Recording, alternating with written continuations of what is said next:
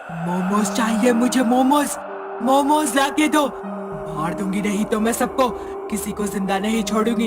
ए पंडित, मंत्र पढ़ना बंद कर और मोमोज ला कर दे। रात के 8 बज रहे थे। निगम ऑफिस से घर आ रहा होता है। दोपहर में खाना ना खाने की वजह से उसे बहुत भूख लगी थी। तभी उसकी नजर रास्ते के एक मोमोज वाले पर जाती है और वो उसके पास जाकर बोलता है, भैया जरा एक प्लेट गर्मा गर्म पनीर मोमोज लगा दो, और हाँ मेयोनीज जरा ज्यादा देना। निगम के कहे अनुसार मोमोज वाला उसे पनीर मोमोज देता है। तभी वहाँ एक बहुत ही खूबसूरत लड़की आती है और मोमोज वाले से कहती है, भैया जरा एक प्लेट मोमोज दे दो और मक्खन ज्यादा लगाना। मोमोज वाला उसे मोमोज दे देता है।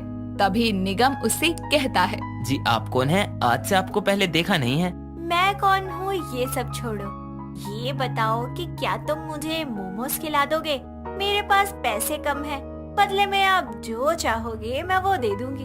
अरे आपकी खूबसूरती को देखकर मैं ये मोमो स्टॉल आपके नाम करवा दूं। आप खिलाने की बात कर रही हैं? सुनो, मैडम को जितने मोमोज खाने हैं खिला दो, बिल मैं दूंगा। बहुत बहुत शुक्रिया, आप जैसे अच्छे लोग आजकल मिलते ही कहाँ हैं। जी जी कोई बात नहीं, आप मोमोज खाओ जितने खाने हैं। वो लड़की एक के बाद एक प्लेट से सारे मोमोज खा जाती है। ये देखकर दुकान वाला और निगम दोनों हैरान रह जाते हैं और कुछ ही देर में वो मोमोज वाले के सारे मोमोज खाने के बाद बोलती है, लाओ और मोमोज लाओ, अभी मेरा पेट नहीं भरा। अरे मैडम पागल हो गई हो क्या? इतने मोमोज खा चुकी हो कि दुकान खाली कर दी। अब कहाँ से लाएं? पैसे देने की हाँ क्या कर दी, सब कुछ ही खा गई। निकलो यहाँ से, अब कोई मोमोज नहीं खिला रहा तुम्हें। इतना कहकर निगम जैसे ही उस लड़की को धक्का देता है, तभी वो लड़की एक भयानक चुड़ैल में बदल जाती है और उसे देखकर मोमोज वाला और निगम दोनों थर थर कांपने लगते हैं। तभी वो चुड़ैल बोलती है, मुझे मना कर रहा था, मोमोज नहीं खिलाएगा, जानता भी है मैं कौन हूँ, मोमोज वाली चुड़ैल। अब मैं तुम दोनों के मोमोज बनाकर खाऊंगी तुम्हें। नहीं नहीं, मुझे माफ कर दो, गलती हो गई, मुझे माफ कर दो। माफी नहीं, मौत मिलेगी, वो भी अभी के अभी। इतना कहकर वो चुड़ैल निगम को अपनी शक्तियों से हवा में उठा देती है और धम से जमीन पर पटक देती है, जिसके बाद वो मोमोज का गर्मा गर्म तेल निगम के चेहरे पर डाल देती है और उसकी मौत हो जाती है। ऐसे ही वो मोमोज वाले को भी मार देती है और खुद से कहती है, जो मुझे मोमोज देने से मना करेगा उसका यही हाल होगा। इस गांव में बनने वाले सारे मोमोज को मैं खाऊंगी, मेरे अलावा कोई नहीं खाएगा। इतना कहकर मोमोज वाली चुड़ैल हवा में उड़ जाती है। सुबह होने पर जब गांव के लोग मोमोज वाले और निगम की लाश को देखते हैं तो दंग रह जाते हैं। तभी भीड़ में से एक औरत कहती है, हाय, ये किस दुष्ट का काम है, कितनी बेरहमी से मारा है इनको। देखो तो, एक तो बेचारे को मार दिया और फिर मोमोज भी खा लिए सारे। देखो दुकान कैसे खाली पड़ी है। राम जाने आजकल क्या हो रहा है। बताओ, खाने की चीज के लिए भी आजकल कत्ल कर रहे हैं लोग। तभी वहाँ पुलिस आ जाती है और पूछताछ के बाद लाशों का पोस्टमार्टम होने लगता है। ऐसे ही वक्त गुजरता है। अब गांव में रोज किसी न किसी की मौत होने लगती थी। किसी को भी कुछ समझ नहीं आ रहा था कि आखिर ये सब कौन कर रहा है। एक एक करके गांव के मोमोज वाले गायब होते जा रहे थे और बाकियों ने डर से दुकान लगाना बंद कर दिया था। ऐसे ही एक दिन गांव में रहने वाली सुनीता अपनी माँ रमा से कहती है, माँ कहाँ हो? हाँ बोल, क्या हुआ? क्यों मामा कर रही है? माँ मुझे मोमोज खाने का मन कर रहा है। गांव में भी कोई दुकान नहीं लगी है मोमोज की, घर पे ही बना दो ना। नहीं नहीं, मैं नहीं बना रही, जानती नहीं है क्या आजकल क्या हो रहा है गांव में? अरे मोमोज भूत है कोई जो लोगों को मार रहा है, वो भी इतनी बेरहमी से। तभी तो कह रही हूँ माँ, घर पर ही बना दो। घर पर तो कोई नहीं आएगा, बस मैं और आप। बना दो ना माँ। ठीक है, बना देती हूँ, रुक जा थोड़ी देर। इतना कहकर रमा रसोई में जाती है और थोड़ी देर में सुनीता के लिए गर्मा गर्म मोमोज बना कर लाती है। मोमोज की खुशबू जैसे ही मोमोज वाली चुड़ैल तक जाती है तो वो जल्दी से सुनीता के घर आकर खुद से बोलती है, गरम गरम मोमोज, मुझे ये सारे मोमोज खाने हैं। मैं इस लड़की के भीतर समा जाऊंगी और फिर सारे मोमोज खा जाऊंगी। इतना कहकर मोमोज वाली चुड़ैल सुनीता के अंदर समा जाती है और जल्दी जल्दी मोमोज खाने लगती है। तभी रमा बोलती है, अरे क्या हो गया, आराम से खा ले, और मोमोज भी हैं अंदर। जितने मोमोज है सब ले आओ, नहीं तो और बनाओ, पर लेकर आओ। रमा रसोई में जाती है और बचे हुए सारे मोमोज को एक बड़ी सी थाली में रखकर ले आती है और सुनीता को खाने को देती है। तभी जैसे ही रमा सुनीता की प्लेट से एक मोमोज उठाकर खाने लगती है तो सुनीता डरावनी आवाज में कहती है, रख मेरा मोमोज नीचे। तेरी हिम्मत कैसे हुई मेरी प्लेट से मोमोज लेने की? अरे मोमोज खा के गला खराब हो गया क्या तेरा? कैसे बोल रही है? और तूने इतने मोमोज खा लिए, एक आधा मुझे भी खाने दे। बोला ना, रख मोमोज वापस नीचे प्लेट में, नहीं तो मुझसे बुरा कोई नहीं होगा। ये मोमोज बस मैं खा सकती हूँ और कोई भी नहीं। इतना कहकर सुनीता उस भयानक मोमोज वाली चुड़ैल में बदल जाती है, जिसे देखकर रमा की सिट्टी पिट्टी गुल हो जाती है और वो जोर जोर से चिल्लाती हुई घर से बाहर भागती है। चुड़ैल, मेरे घर में मोमोज वाली चुड़ैल मेरी बेटी में घुस गई, कोई मदद करो चुड़ैल, मोमोज वाली चुड़ैल। रमा की आवाज सुनकर गांव वाले अपने अपने घरों से बाहर निकल कर आते हैं। तभी हवा में उड़ती हुई मोमोज वाली चुड़ैल उनके सामने आकर बोलती है, तुम सब अपनी जान की सलामती चाहते हो तो मुझे मोमोज ला कर दो, नहीं तो मैं तुम सबको कच्चा चबा जाऊंगी, समझ गए? जाओ जाकर मेरे लिए मोमोज लेकर आओ, नहीं तो मरने के लिए तैयार हो जाओ। तभी वहाँ गांव के मंदिर के पंडित जी कमंडल लेकर आते हैं और उसमें से गंगा जल लेकर सुनीता पर छिड़क देते हैं, जिससे वो वहीं बेहोश हो जाती है। और फिर गांव वाले उसे उठाकर पेड़ से बांध देते हैं और पंडित जी चुड़ैल मुक्ति मंत्र पढ़ना शुरू करते हैं। तभी सुनीता को होश आता है और वो चिल्लाना शुरू करती है, मोमोज चाहिए मुझे, मोमोज, मोमोज ला के दो, मार दूंगी नहीं तो मैं सबको, किसी को जिंदा नहीं छोड़ूंगी। ए पंडित, मंत्र पढ़ना बंद कर और मोमोज ला कर दे। पंडित जी मंत्र जारी रखते हैं और सुनीता लगातार चिल्ला रही होती है। तभी पंडित अपने मंत्रों से एक भभूत तैयार करते हैं, जिसे वो मोमोज पर छिड़क देते हैं और मोमोज की प्लेट को सुनीता की तरफ सरका देते हैं। पंडित जी के इशारा करने पर गांव का एक आदमी सुनीता की रस्सियां खोल देता है, जिसके बाद सुनीता जल्दी से भभूत छिड़के मोमोज खाती है और उसके अंदर से मोमोज वाली चुड़ैल निकल जाती है, जिसके बाद वो फिर कभी लौट कर नहीं आती। एक शाम जानकी हॉल में टीवी पर अपना नाटक देख रही होती है। तभी उसकी बहू बबली तेजी से किचन से हाथ में चाकू ले हॉल में आती है और जानकी के हाथ से रिमोट लेकर न्यूज चैनल लगाते हुए कहती है, सासू माँ क्या अड़ के बैठी हो, थोड़ा सरको ना, एक बहुत जरूरी खबर आई है। जानकी बिना कुछ बोले उसे घूरते हुए साइड हो जाती है और तभी बबली वॉल्यूम बढ़ा देती है। अब उस खबर का रुख करते हैं जो क्रिकेट के लाखों करोड़ दीवाने पंखों यानी फैंस के लिए। जी हाँ, मैं बात कर रहा हूँ आने वाले आईपीएल के नए सीजन की, जिसका शुभारंभ अगले हफ्ते से होने जा रहा है।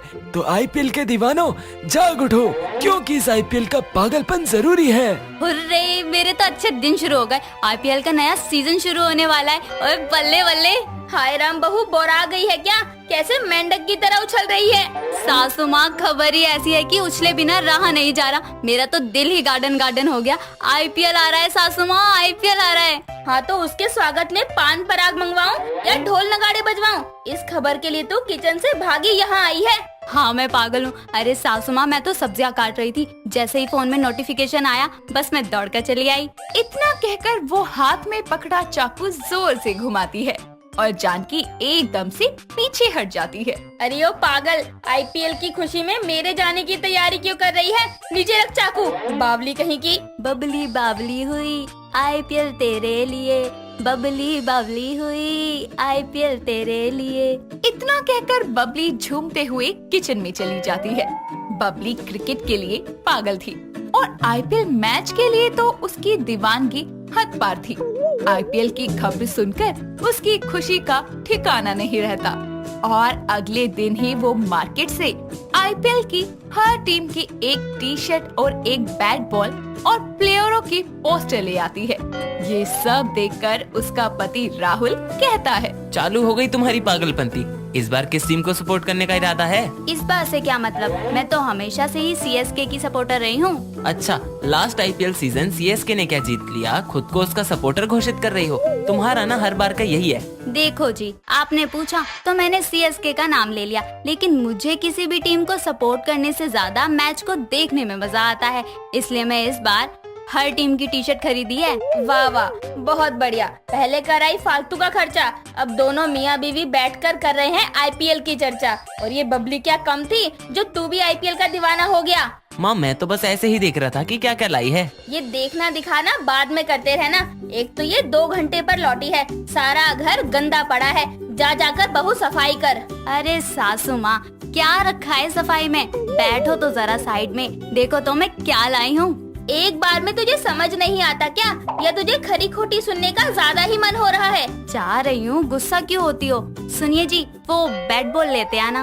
इतना कहकर बबली कमरे में चली जाती है। समय बीतता है और IPL के मैच शुरू हो जाते हैं।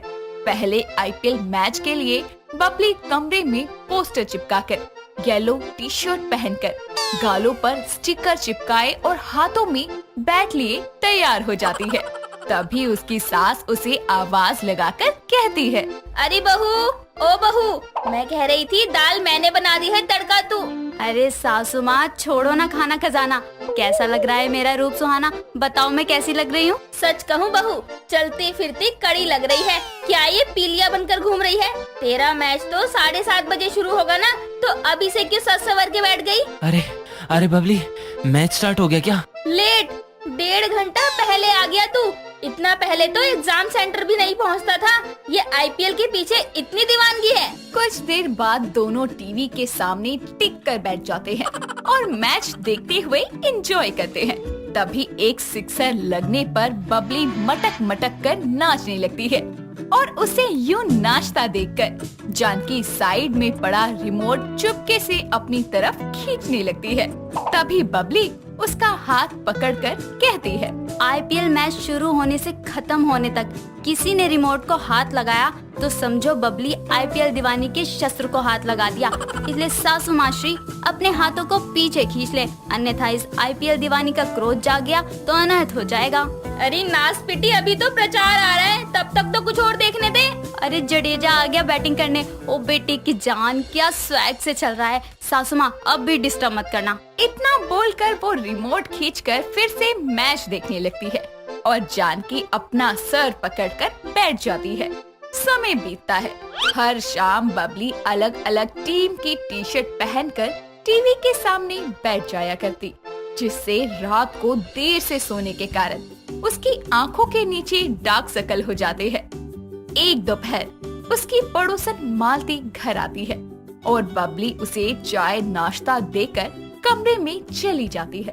अरे जानकी, ये रात को तेरे घर से चिल्लम चिल्लाई वाली क्यों आवाज आ रही थी? बहू बीमार बीमार सी क्यों लग रही है? क्योंकि बीमारी हुई है उसे, IPL की बीमारी। रोज रात को मैच देखकर हल्ला करती है। जब से IPL शुरू हुआ है, रात में टीवी ताड़ती है, दिन में बिस्तर तोड़ती है। ऐसी IPL की दीवानी बहू नहीं देखी। अरे तो सही है ना, मैच देखती है, कम से कम फालतू के साजिशों वाले नाटक तो नहीं देखती। मेरी बहू तो उसे देख देख कर बोरा गई है।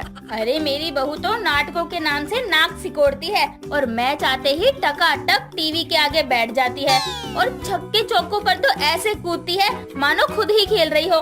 कभी कभी तो मैं डर ही जाती हूँ कि इसको मिर्गी तो नहीं आ गई। क्या जानकी, तू भी अच्छा मजाक करती है। इतना कहकर दोनों हंसने लगती हैं। शाम को जब जानकी टहलकर जैसे ही घर में कदम रखती है तो एक उड़ती हुई बॉल उसके सर से टकरा जाती है और उसका सर घूम जाता है। वो अपना सर पकड़कर संभलती है तो देखती है कि बबली हाथ में बैट लिए खड़ी हुई है और सारी पड़ोसने भी घर में है। हाय दैया, ये जामवाड़ा किस खुशी में लगा है और मेरी खोपड़ी किसने तोड़ी? सासू माँ, मेरा शॉट ज्यादा जोर से तो नहीं लगा ना? अरे नास पिटी, पहले ये बता घर में सबको इकट्ठा क्यों करा हुआ है? और तूने मैच देख के कम बवाल मचा रखा था क्या, जो घर में बैट बॉल लेकर खेलने भी लगी? सासू माँ, वो पड़ोसनों को ना मैंने बुलाया है। राहुल बाहर गए हैं ना, तो मेरे साथ मैच देखने वाला कोई नहीं था और फिर वो फीलिंग भी नहीं आ रही थी। आज संडे था तो मैंने सभी को मैच देखने के लिए घर ही बुला लिया। मतलब अभी तू सामूहिक रूप से हॉल में हुड़दंग मचाकर मैच देखेगी? अरे यहाँ कोई कीर्तन चल रहा है क्या जो सबको बुला लिया? अरे जानकी गुस्सा काहे करती है? इसी बहाने हमका भी बल्ला बॉल वाले खेल का ज्ञान हो जाएगा। जानकी बेचारी अपना गुस्सा पीकर रह जाती है। सभी पड़ोसनी बबली के साथ हॉल में मैच देख रही होती है। तभी बबली चिल्लाती है, कैच कैच पकड़ कैच, ओ नो। ए बहुरिया, हम ज्यादा तो बुझाते नहीं, लेकिन एक अब सवाल पूछे, इस ससुरा क्रिकेट में हमेशा ही काहे कहत है कैच पकड़ो, जबकि कैच और पकड़ो का मतलब तो एक ही बात है। हम इसी बात को लेकर बहुत कंफ्यूज आए जाते। अरे कमला, तू खाली मैच देखना, इतना क्या सोचती है? वैसे जानकी की बहू, तू तो आईपीएल की दीवानी है ना, तो ये बता इस आईपीएल में अलग क्या है? बिल्कुल बताती हूँ ना। इस बार आईपीएल में कुल 10 टीमें हैं, जिनमें से 2 नई टीम हैं, लखनऊ सुपर जायंट्स और गुजरात टाइटन। और सभी टीमों में खिलाड़ी बदले हैं। और तो और इस बार आईपीएल को टाटा ग्रुप स्पॉन्सर कर रहा है, इसलिए इसका नाम भी टाटा आईपीएल है। मिल गया ज्ञान। अभी चुपचाप मैच देखो और मुझे थोड़ी शांति दो। शांति तो सुषमा के घर काम कर रही होगी अभी। मालती की बात सुनकर सब हंसने लगती हैं और फिर एंजॉय करते हुए मैच देखती हैं। सुनिधि रात के 11 बजे अपने दोस्त की बर्थडे पार्टी से आकर अपनी सैंडल्स हाथ में पकड़े दबे पांव घर में दाखिल हो रही होती है। तभी अचानक हॉल की लाइट ऑन हो जाती है और सुनिधि के हाथ से सैंडल नीचे गिर पड़ती है। तभी वो खुद से बोलती है, शिट यार, ये लोग अभी तक जगे हुए हैं। देखा जीजी, मैं ना कहता था कि छोरी हाथ से निकलती जा रही है। देखो कैसे छुपती छुपाती अंधेरे में रात के 11 बजे घर में घुस रही है। क्या मामा, आप भी हमेशा तिल्ली करते रहते हो? अरे मैं अपने ही घर में छुपते छुपाते क्यों आऊंगी? वो तो किसी की नींद खराब ना हो जाए, इसलिए मैं बिना शोर किए कमरे में जा रही थी। ओ छोरी, डमरू को उल्लू ना बना। अरे भैया बस कीजिए, वो देर से ही सही घर तो आ गई ना, तो क्यों उस पर गुस्सा हो रहे हो? अरे जीजी, तुम्हारे कुछ ना कहने के कारण ही तो ये लड़की बिगड़ी है। इतनी रात को घर में घुस रही है। मोहल्ले वाले तो यही कहेंगे ना कि माँ को छोरी की कोई फिक्र ना है। अब मोहल्ले वाले क्या सोचेंगे क्या नहीं, इस डर से मैं अपनी बेटी की आजादी छीन लूं क्या? सुनिधि बेटा, कमरे में जा, मैं खाना लेकर आती हूँ। मुझे भूख नहीं है, मैं खाना खा कर आई हूँ, समझी आप? और आपको मेरी इतनी फालतू की चिंता करने की कोई जरूरत नहीं है, क्योंकि सौतेली माँ होकर आप जो ये ममता का ढोंग रचाती है ना, मुझे बिल्कुल पसंद नहीं। इतना कहकर सुनिधि अपने कमरे में चली जाती है।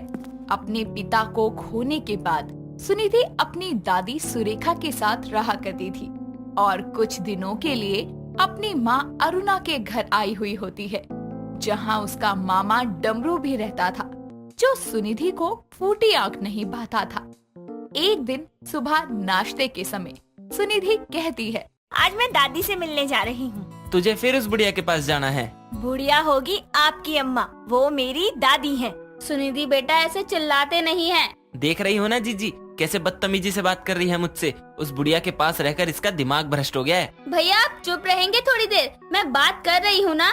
सुनिधि, पहले आराम से शांत होकर नाश्ता करो, और तुम उन्हीं के पास तो रहती हो, कुछ दिन के लिए यहाँ आई हो, मेरे साथ समय बिताओ। मिस अरुणा, मैं आपसे पूछ नहीं रही, बल्कि आपको कंफर्म कर रही हूँ, और ये अपना नाश्ता आप खुद ही कर लो। इतना कहकर वो अपना बैग उठाकर वहाँ से चली जाती है। तभी अरुणा डमरू को एक थप्पड़ मारते हुए कहती है, जब इंसान की शक्ल अच्छी ना हो ना, तो बातें ढंग की करने की कोशिश करनी चाहिए, पर तुमसे तो वो भी नहीं होता। अब मैंने क्या किया जीजी? तुमने अभी तक किया नहीं है, लेकिन जैसी तुम्हारी हरकतें हैं ना, तुम मेरे और सुनिधि के बीच दूरियां जरूर बढ़ा दोगे। इतना कहकर अरुणा अपने कमरे में चली जाती है। सुनिधि अपनी दादी सुरेखा के घर पहुंचती है और जाते ही उसे गले लगाकर कहती है, ओ दादी, आपकी मुझे कितनी याद आ रही थी कि क्या ही कहूँ। बस आपकी याद मुझे यहाँ खींच लाई। आ गई तू, तेरी सौतेली माँ ने यहाँ आने की इजाजत दे दी तुझे। अब अपनी दादी से मिलने के लिए मुझे अपनी सौतेली माँ की परमिशन लेनी पड़ेगी। हाँ, सही कह रही है। मेरा बस चले तो मैं तो तुझे भेजू ही ना उस करमजली के पास।